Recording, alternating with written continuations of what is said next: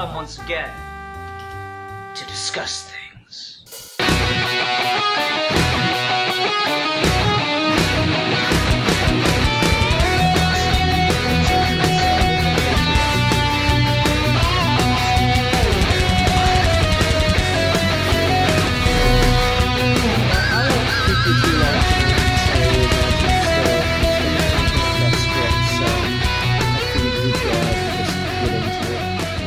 Sounds good to me. Alrighty.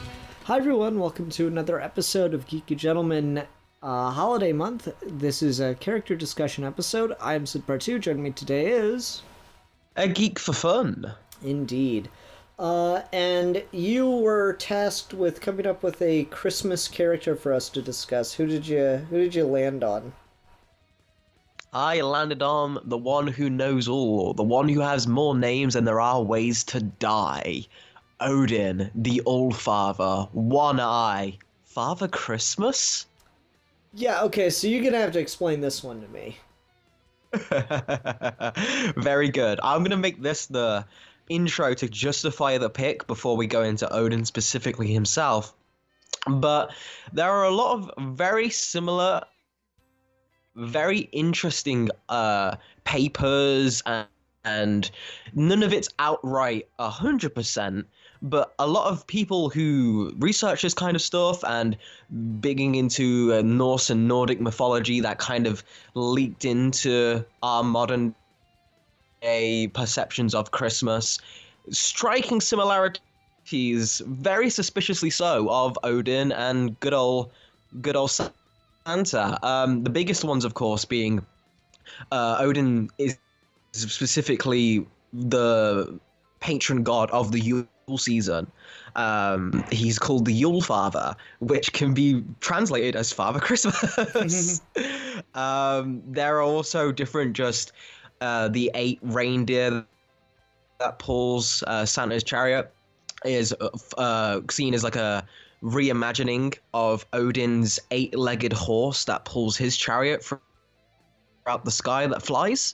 Very visually, they're extremely similar from just dress to appearance-wise, especially more traditional.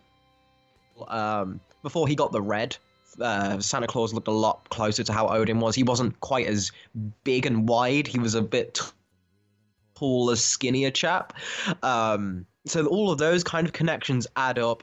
Obviously, with Christmas trees and elves who serve for him and bring gifts is Odin's, and to the point where elves are called Odin's men. There's a lot of other little things that all add up. And when you really see which traditions have been kept and which traditions have been modified, at least to me, I'm 100% of the opinion, yeah, where that comes from. That's really interesting. Is a big thing, but go ahead.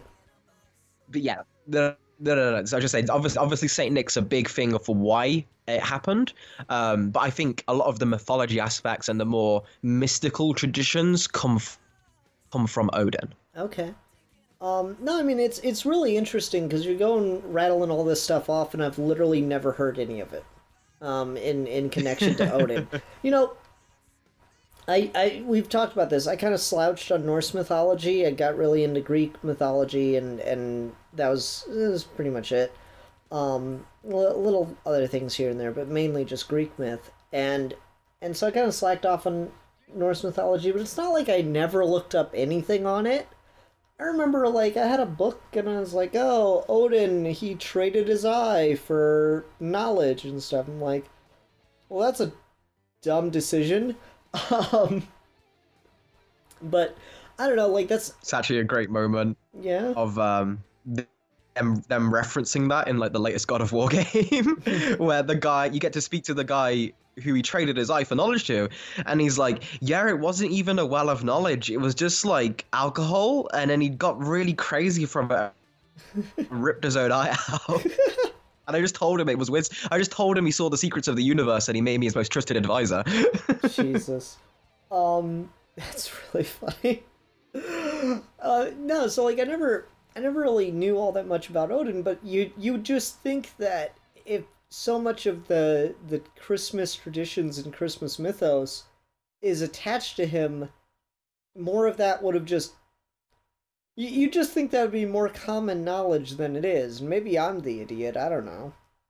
No, I think it's a very interesting, weird state we're in with Norse mythology. It's been kind of getting more of a renaissance lately, and it's always been one of the more talked about myths, but it's never really been popular for its own sake, because A, there's not a lot of it, and B, it's a lot darker and bleaker and very hard to make palatable because so much of it is so weird. Like Greek myth, you can kind of tone down a bit sometimes. Yes, there's still horrible stuff that happens, but there's ways to make PG versions of that, right? Mm-hmm.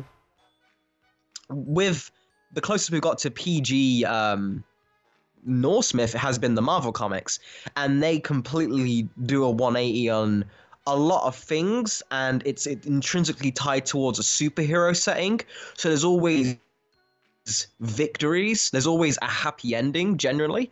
Norse mythology is like the complete opposite like that. Everything goes to shit, all leading up to everything dying. Which is like the most depressing myth and afterlife mythology you could ever have, where, oh yeah, you'll get to go to Valhalla if you died an honorable death, but that's only until you die again in Ragnarok. Damn, this sounds like it's so up my alley. It's depressing and sad and yay. It's what, dude, when you have a fucking people making myths up in ice, winter, snow, eternally with no daylight, shit comes to get quite depressing. I guess. Yeah, so I don't know. It's just... It is surprising to find out that Odin has that much of a connection to the Christmas tradition, but at the same time, it's kind of not, because kind of the dirty secret about Christmas that no one ever really talks about is a lot of these traditions are, of course, pagan traditions that they got Christianified to make Christianity more palatable, and that's kind of just the history of Norse mythology, right? Mm-hmm. So I don't know. It's really interesting to see like how many of those things are kind of directly tied to a central character, and I don't know. I'm not really sure I'm not really sure where you go with it or what you do with that, you know? I think it's interesting because so many mythologies have the apex god, like, right? Like the Zeus, the Ra, other examples, I'm sure. There's always, and like obviously Christianity has one god, truly, like kind of thing. There's always, yeah, exactly, right? The most boring vanilla. No, it's just, I still don't think Christianity's monotheist, but that's a discussion for a different time. Yeah, fair enough. But like all of them kind of have that similar hierarchy, right? Where there is one person who is all powerful, who everyone else has different aspects of that power, but then you got the guy at the top who can do everything and set things in motion, or all of that. Odin is particularly unique among that, because in mythology, Thor is the strongest god. Mm-hmm. Thor is the one who does all the fighting and everything. Odin, however, is still always undisputedly the top dog because he's the smartest god.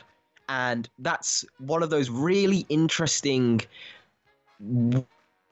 weird cases where you end up with the final boss / godly figure also being a trickster type, which is super. Like, when do we ever see the trickster who got to the top? Like, that's what Loki always tries to be, which makes sense. In mythology, he's Odin's brother, so they're very much two of a kind.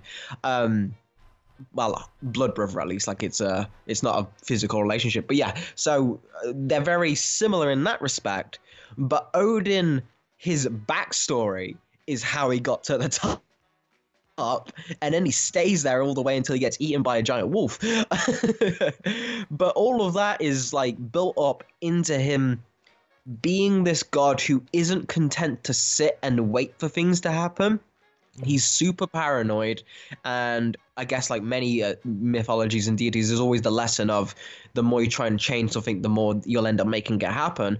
Odin is very antithesis of that, because he goes out and actively goes on other adventures himself, disguised as someone, and this is where you get Gandalf, 100% Tolkien plagiarized the fuck out of Odin, is just Gandalf the Grey, from design to powers to wandering the world, is Odin. That's what he would do in his daytime and in like disguises. Okay. And so, like, how does that tie into the Christmas stuff? Where does the, like, Christmas things about Odin come in? This is just you gonna be teaching me a Norse mythology class at this point, because you just got me curious. So at that point, who else is a old man with a white bushy beard who goes around the world and gives gifts to people he sees are worthy, but also I think this is the most interesting one. Odin, without question, is where the idea of he knows if you've been good, he knows if you've been bad, comes from, because he's literally got a raven who tells him all the good people in the world and all the good deeds, and on the other ear, it's a raven who tells him all the bad deeds that people have been doing. Man, what a bird. He's just got really interesting, weird shit like that is just running rampant. And that makes me very much think of, like, in a discussion kind of way, do you feel like having this, specifically with the holiday season and this idea of winter and staying with your loved ones and the gift giving, having an almost kind of warlock, mysterious figure who will judge you without really you knowing, is kind of shrouded in darkness and likes to play tricks on the people who are wicked. Like, again, Santa Claus probably keeps a little bit of that because he could just ignore the naughty kids, but he deliberately gives them coal. My favorite, I think it's some kind of Eastern European faction of Santa Claus. He not only gives the naughty children coal, but he'll, like, if you're a naughty children, he'll take you and he'll force you to make toys for the good children, which is just so much worse than anything. I'm sorry, you were saying, though? No, it's pretty much exactly that point. Is, do you feel leaning into the winter season being seen as more dangerous and mysterious and can turn on the dime works better with, like, Odin being the original source of that? Or do you feel like we've kind of moved away as a society where that could never really fly anymore? I don't know. I think there's always something very primal, and because, like, when you think about humans, they're of course hunter-gatherers. That was their initial subclass, and then they kind of specced into more advanced tool making. But humans were initially like hunter-gatherers, so it just makes sense that you can't do as much of that in the winter. Like, obviously there still had to be some of it, but you couldn't go out all day hunting and gathering in the snow. You would die. Like, you had to have stores, so you just naturally had to be hunkered down more, and that would make the wilderness was always kind of scary. There was always kind of death out there. If you put yourself into the perspective of a proto-history human, but the winter season would feel like much more dangerous, because now it's not just, an animal might kill you, or a rock slide might kill you. Now it's just being out there might kill you. For tribes that traveled north. So to think of Odin as, like, kind of the trickster god or something, who's got this real double edge to him. Like, he can be nice and kind and generous, or he can be kind of cruel and mischievous. I think it kind of makes sense slowly coming out of that tradition. As you move from the hunter-gatherer to the more tribe-focused kind of proto-societies that of course, the Norse peoples were. So I don't know, I think it makes sense for, the god, the boss god, to have that kind of double-edged nature. I think that works. I think that all tracks, I guess I'd say. Yeah, and I think one of the more interesting things about that is, again, the reason why we have the most stories for Norse mythology being about Thor is because Thor was the one who was actively prayed to the most. And in many of the stories, Thor is the one Norse god who is with the people. If you pray to him, he'll appear to you and like hang out with you and stuff like that. Just don't touch his fucking goats. And then all of that is like he's the one who's more approachable. He's the working class kind of hero, whereas Odin is always, whenever there's stories or history of what people pray to with Odin, it always is with a kind of trepidation.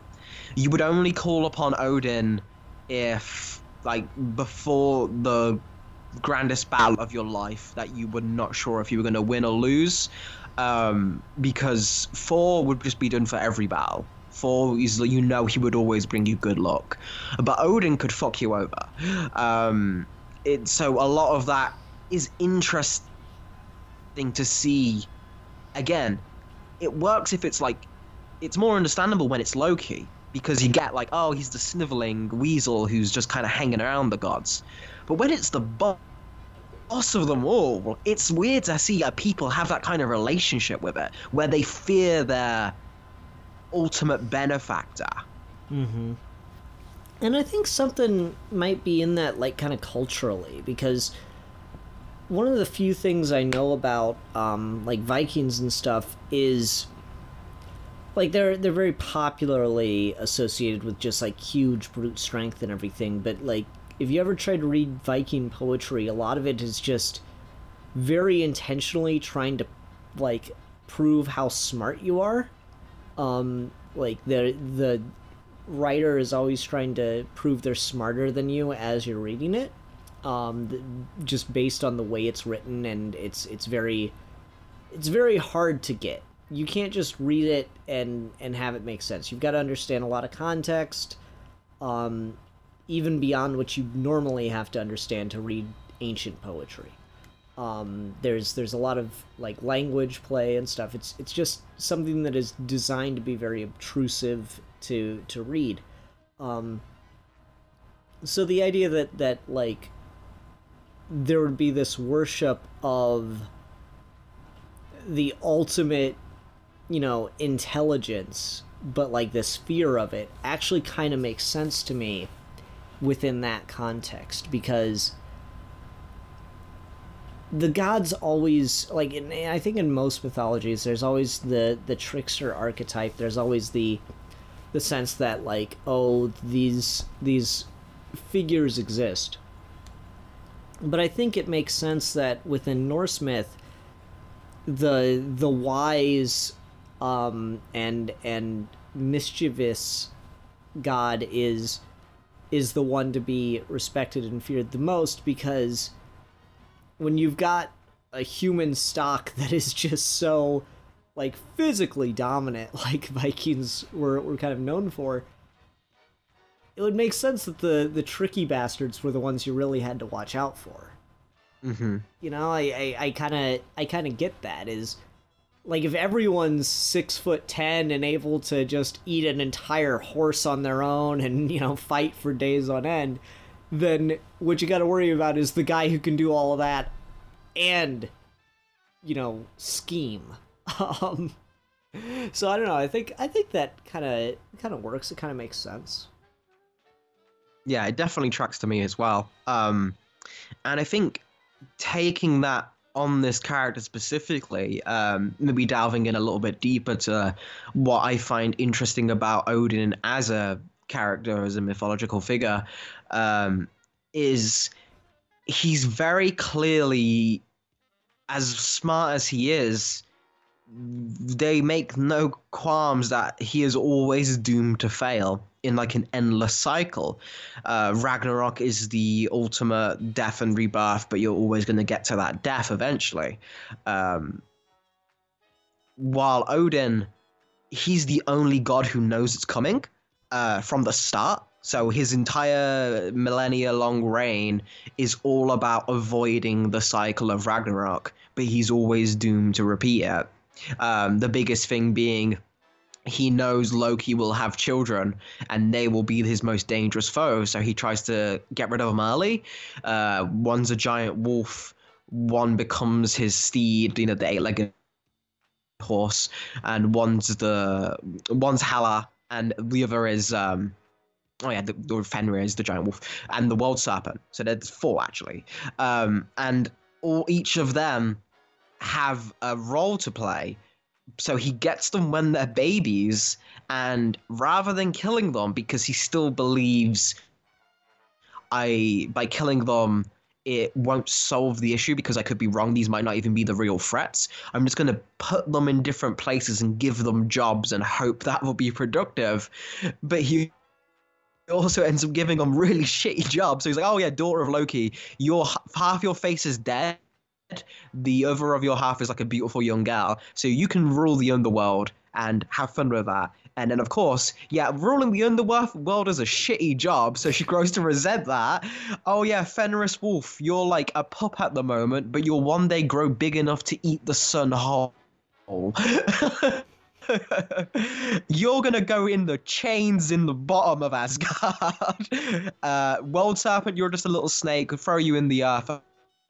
Ocean, what could go wrong? Oh my god, it's now wrapped its own tail around the earth. Like shit like that, right? It's like, as smart as he is, unlike Loki, Odin is nearly 100% of the time doomed to failure, whereas despite being the one who is at the top, while Loki, who will have more moments of being beaten up by Thor or chastised by the other gods, is the one who gets the wins. He's the one who gets to kill Balder. He's the one who gets to start Ragnarok, and he lives longer than both Odin and Thor at the end. He eventually does fall, but he's one of the last 2 gods to fall.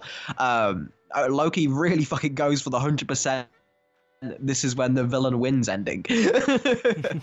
So all of that is interesting when you take into account this is meant to be a guy who is praised for knowledge while also being doomed.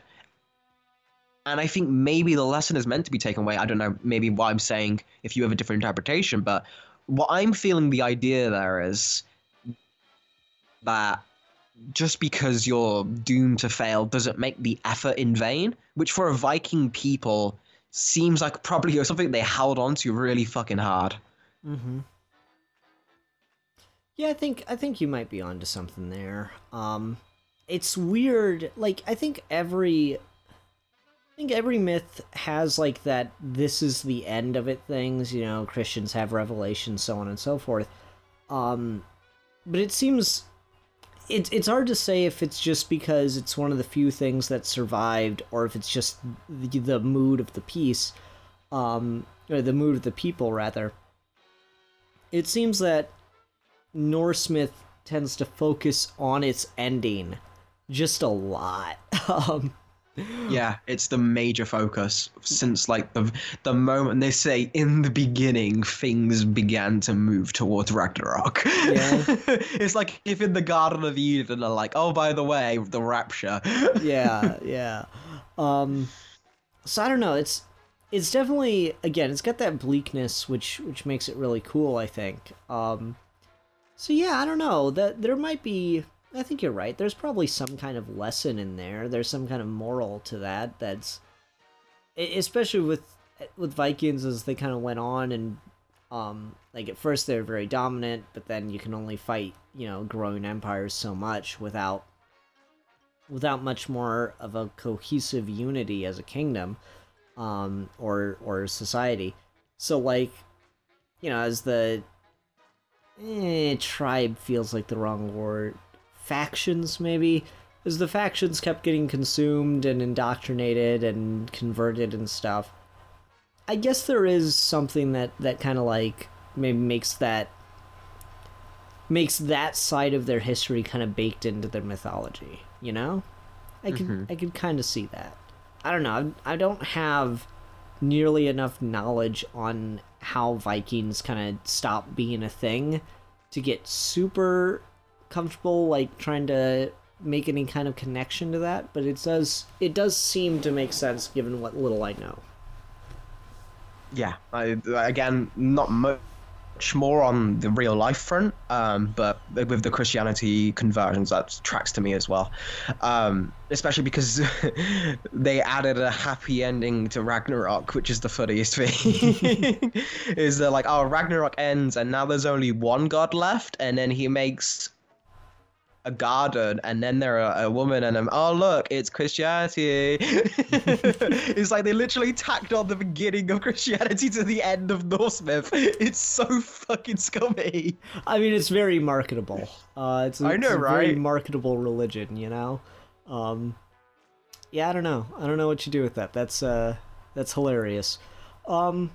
All right, you know, we've got just a few minutes left, and I'm gonna put him in the thumbnail, so let's talk just briefly about Marvel version of Odin between mainline comics and MCU and whatever else you got.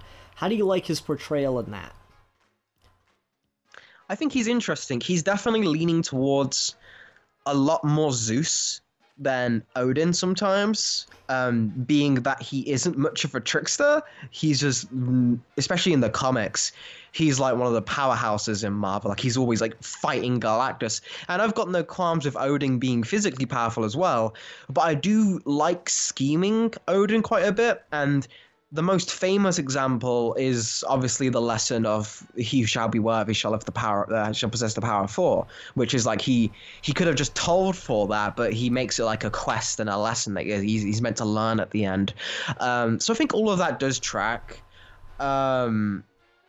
I really like his portrayal in the current Jason Aaron run, where you get to see an Odin kind of finally called out for his bullshit after all these years, because Thor, being a Marvel superhero, has managed to stop Ragnarok from happening. So now that Odin isn't spending all of his time trying to avert Ragnarok, he's just kind of useless and sitting on a throne doing nothing but groaning and like old, like okay boomering.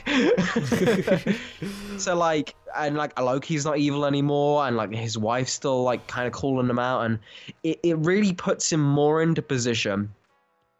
And I think this is maybe more relevant is, although he is the All-Father in Norse mythology, very little time is spent dealing with that. Whereas in the movies and the comics, the toxic father-son relationships between Odin, Loki, Thor, and then in the comics as well, Balder, all of that is the entire meat of the piece. Mm-hmm. Yeah, I think that's what I like most about Odin in the MCU is he does come through as a very, you know, complicated father figure. Because the first movie, you know, he's got like, oh, your father has a plan thing, and it's, you know, you have that great scene with the hammer, and he's, you know, Thor's really cocky and needs to learn a lesson, and Loki's, you know, vying for the throne too much. I think that's like all a really good, it's a solid foundation of a characterization of Odin. That's to me where he feels the least Zeus-like, because Zeus just doesn't put up with that kind of shit. He kind of goes straight for the most violent option possible. And so I liked him in that, where it's like he's got wisdom, but it comes through as a bit of, you know, setting you up to fail or succeed based on your own merits. Because I kind of have the thought that it's not as perfectly executed as he wanted it to be, but he kind of set Loki up to fail or succeed just based on however he was going to do it, you know? Mm-hmm. In that first movie. As he goes on, he's barely in the second movie, and he's kind of just generic like everything else in that film. And then, I don't know, I thought he was an interesting figure in Ragnarok. That was the movie that literally no one wanted to be in anymore. I couldn't believe they got Hopkins back to do it. But I don't know, like, I kind of like the idea that they play with there, which is, you know, he's a king, and being king kind of means something, and it often means you're going to have literal skeletons in your closet. And so I thought they portrayed him well there, where he's like, he's kind of a shady guy, he did some shady stuff, but he tried to turn over a new leaf, and he tried to leave things better, and ultimately he did, because he raised Thor to be, like, the right kind of king. That Odin just wasn't ever good enough to be. So I thought Odin's portrayal in the MCU, at least, I haven't read much of him in the comics, I thought his portrayal in the MCU did a decent job of kind of straddling that like benevolent figure, and that like all I don't think he comes off as too Zeus-like in the MCU, is what I'm trying to get across. It does feel like he's got this kind of scheming trickery going on, but it's just trying to be done for more benevolent purpose. I definitely agree there. I think my main gripe is I love the casting, but he's barely got anything to do, and it's sort of like, as such a big Thor fan, the movies do endlessly disappoint me with that side of Marvel, which makes me sad, because outside of Spider-Man, that's the side I'm most passionate about, just because they don't spend any time dealing with the Thor shit. And they see, especially like nowadays, it seems like all of that's just gone now. So seeing Odin, he gets really good moments, and even in Dark World he's got some bits, but he just goes so fast, and I really would have liked to see Anthony Hopkins, like, really, like, there's your Odin, 100%, cast that motherfucker in actual Norse mythology adaptation and let him do the whole gambit. There's your Oscar bait. Yeah. Like, yeah, 100%, but I feel like the biggest difference between MCU and comic is maybe an interesting one, because comic Odin is like you said, straddling the line in the movies between how much of a good father is he, but he's trying, kind of thing. Comic Odin's an abusive piece of shit, like 100%, and they deal with that. He himself, in the Jason Aaron run, he goes over, yeah, I did this because my father did this, and this is just what I knew. I'm trying to get out of it, but sometimes, like, it's a very mature handling of it, and Thor does not have to forgive him, which I think is a very mature response and a good way to tackle it.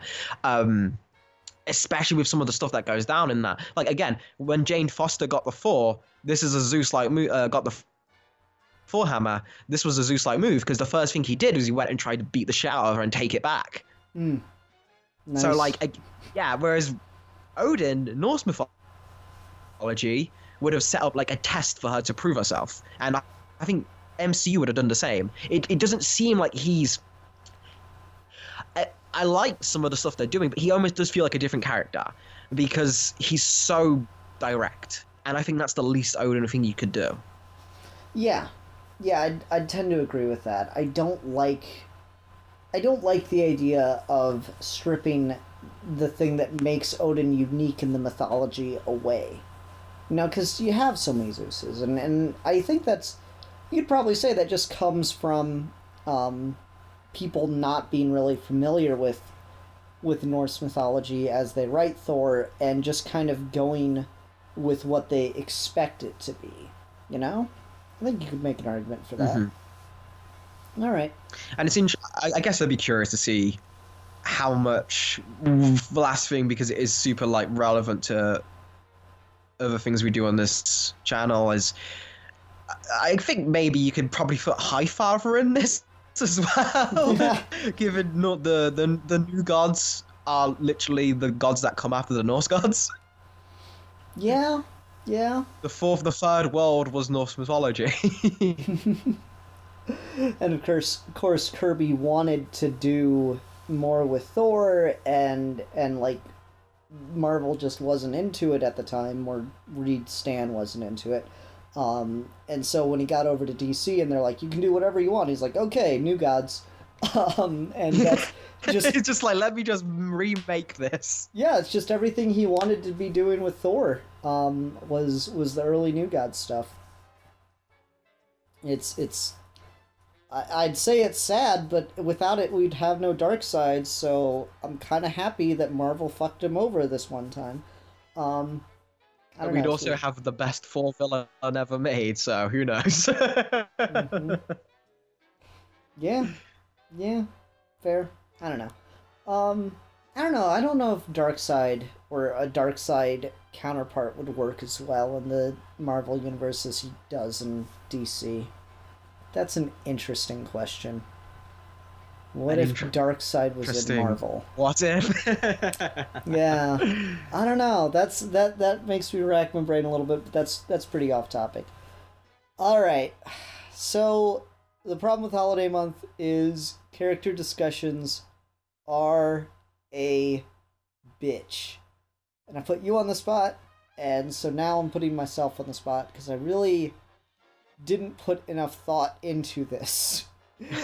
I should have thought about this more. I was really hoping I'd come up with something today, and I kind of like kept going back to it in my head. Nothing's quite hit yet. So I think I'm gonna go with kind of like an odd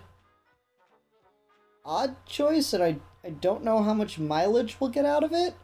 To be fair, we barely talked about the Christmas side of Odin in this discussion, but that's okay. Oh, so I don't know. We'll see. I want to talk about the elf. Just. Excuse me? Just elves. Yeah. What do you want to talk about me for? Oh, right. Why you gotta be so hard on yourself? Yeah, I want to talk about the elf. Just generally, the idea of elves and why the hell they're connected to Christmas, and just that. So I don't know. It should be a really weird discussion. All right. Everyone thanks very much for watching. Until next time, I'm the Philosopher. And I'm the champion of the oppressed. And we are your geeky gentlemen, and we will be discussing things.